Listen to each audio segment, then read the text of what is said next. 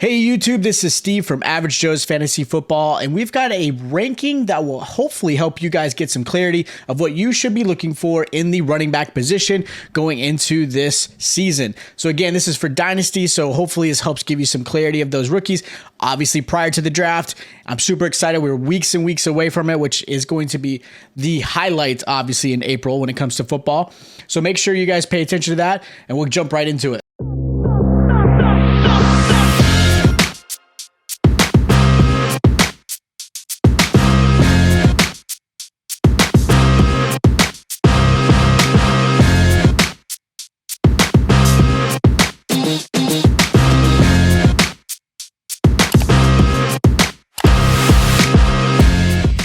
All right, guys, so this is my top 10 running back rankings for Dynasty, okay?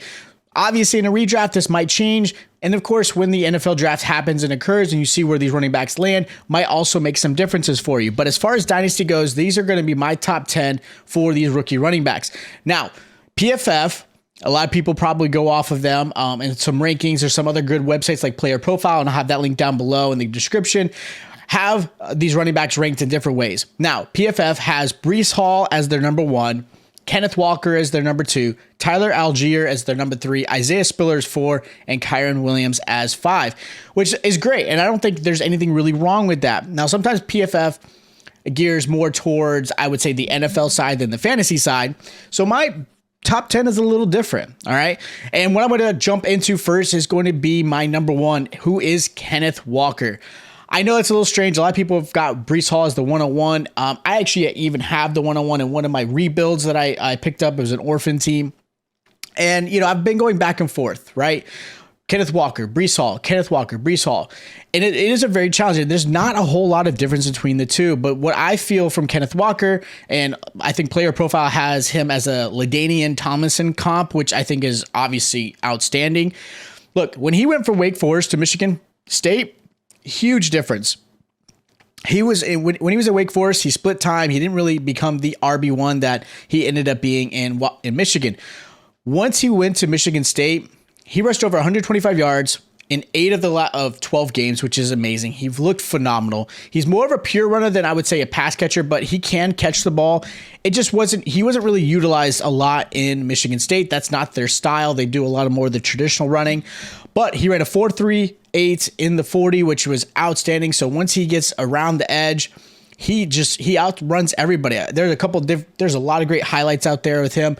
I think I just feel he's more of a pure runner that I'm looking for. And his competition was a little bit better than Breece Hall's, which I think can help bring his value up. I just felt based off of his pass blocking, his running in between the tackles, his speed off the edge, and obviously nothing that we haven't seen yet, but there's just an overall aspect. And of course, again, is going to determine where he goes, but I like Kenneth Walker as my number 1. Now, number 2, I do have Breece Hall. Breece Hall is a great running back that I think is going to be probably almost everyone's 101, and that's okay. I'm different. I just don't see his style as what I feel is going to be a more dominant. Now, a lot of people have Jonathan Taylor as his comp because there's a lot of similarities when it comes to the combine results and pro days and things like that Jonathan Taylor did that obviously Breece Hall. Now, am I saying he's Jonathan Taylor? Absolutely not. Breece Hall did run a 4.39, which was amazing. He holds the NCAA record right now with 24 consecutive games with a touchdown, which is obviously ridiculous. He finished 46 touchdowns in 2 seasons. That is just unheard of. I mean, he was a beast for them. And look, the only concern that I have really for him is his competition wasn't quite up there, right? In some of the films I even saw, when he got to the line, he kind of hesitated. He read the wrong tackle, or maybe he read the linebacker going one way, and he kind of, instead of getting maybe 12 to 15 yards, he got maybe 5, right? It's something he's going to learn and obviously get better with. And again, depending on the offense, he may not have any issues with that. But I felt he has hesitated a little bit more often than Kenneth Walker, which is where I thought Kenneth Walker kind of stood out for me, which is why I had 1 and 2. Now, my third is I actually have Isaiah Spiller. I know PFF had Isaiah Spiller as their 4th. I have Isaiah Spiller as my sleeper realistically in this draft. He's a little bit of a bigger back. As far as, he's 6 feet, he's 217 pounds. He wears it well. The biggest scare that I think a lot of people had was his combine was a 4.69. So a lot of scouts are a little bit nervous with that result. I think he plays faster than his 4.69 really showed. A lot of his highlights really had him. You could see him outrunning most linebackers and even a couple defensive backs. So I think his game speed is more reflective than really his combine speed. And you can't always go off the combine. There could be burners out there. It doesn't mean they're a great asset. But he was very, very explosive. I mean, his first game in one of his college games, he had 7 rushes and 106 yards. I mean, he has the burst. He has the ability to get down the field once he gets going. He's more of a slower start when it comes to the run, but once he reaches that tackles and he gets to the second level, he is absolutely going to outrun most players. I do feel really good about it. He's not a Breece Hall or Walker, speed, but he still will get you some yards. So I like Isaiah Spiller a lot. He's one of my sleepers that I think a lot of people are sleeping on. You could get him a really good value, like mid to late second round, I think in most fantasy drafts.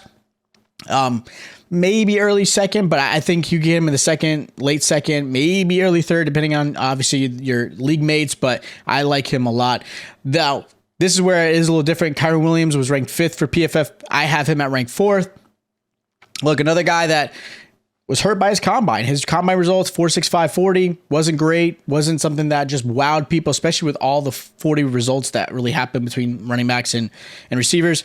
He plays really well. He's more of a north and south back is what I saw in the highlights. I think he's not one of those guys that is just going to outrun you on the edge, which is fine.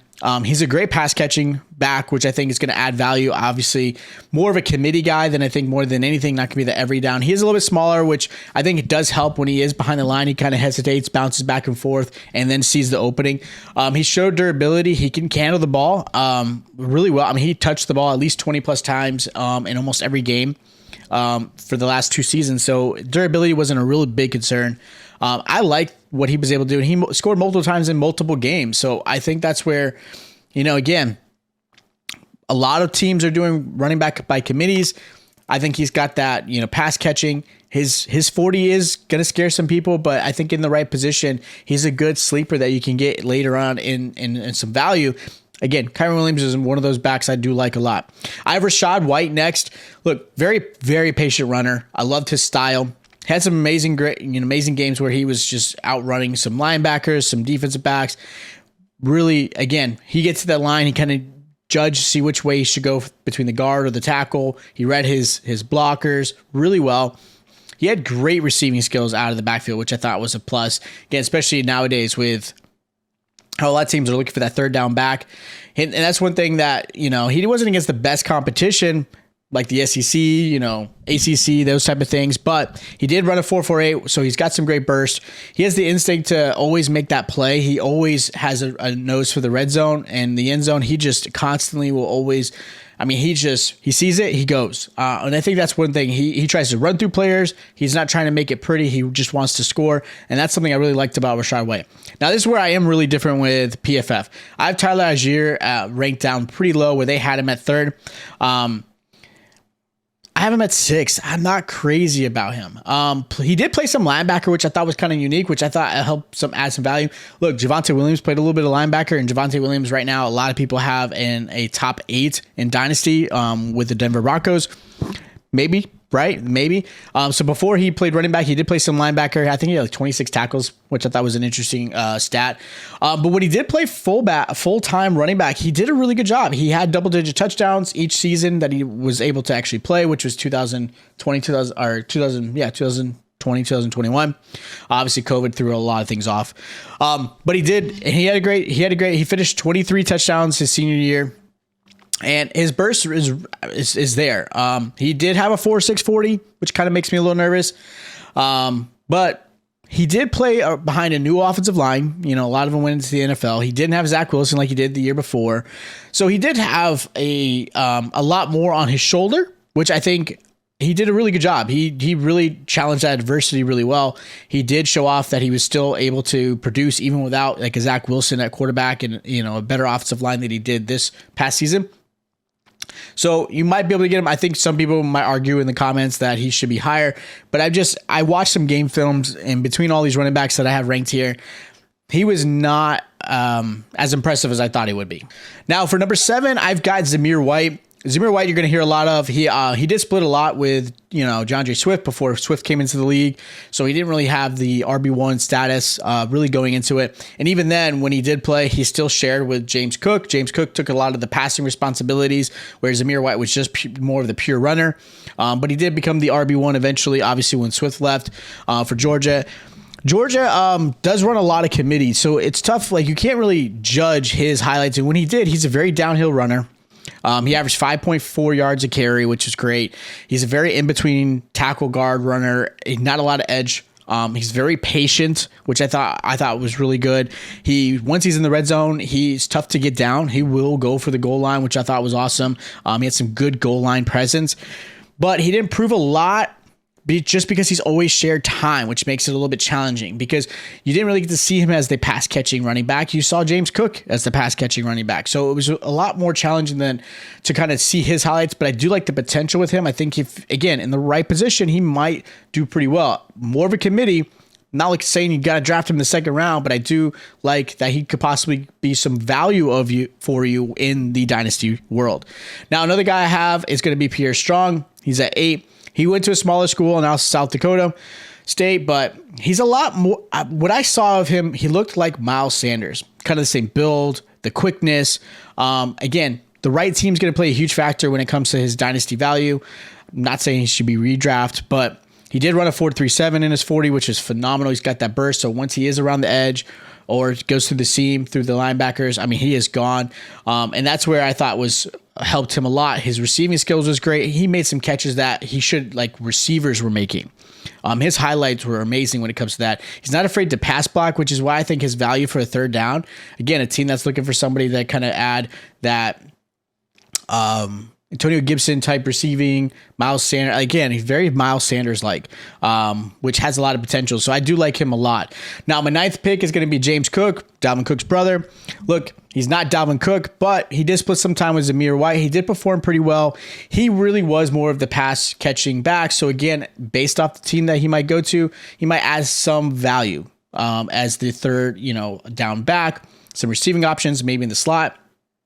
I think kind of what Tony Pollard is, there's a little bit of that potential. Like, Tony Pollard is a great receiving back who can, maybe be the second running back next to Zeke. He could be the number 1 running back if needed. I think that's kind of where I feel he is closer to with some current players. And the last guy I have is Zonovan Knight, or Bam Knight, whatever you want to call him. He had over 700 yards rushing in 3 of his, college years. He started 2 of those 3 years, so he did finally show that he can be the guy, which was great. Had some quick bursts. Again, nothing to wow you.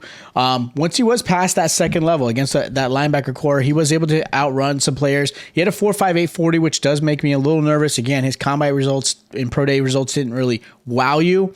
But from the game film, you can see once he's going, he was tough to bring down. He could outrun some people. He didn't really show any of the receiving skills that I was hoping for in the running back that, again, needs to add some value.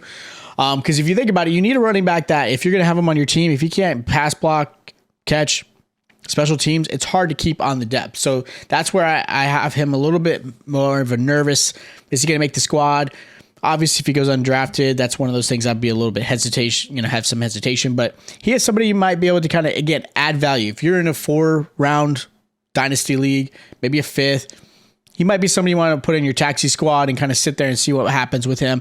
And then obviously, if nothing happens, you can move on. But Zonovan Knight, I have as my 10th guy as far as my running back rankings. So these are my top 10 rankings going into Dynasty.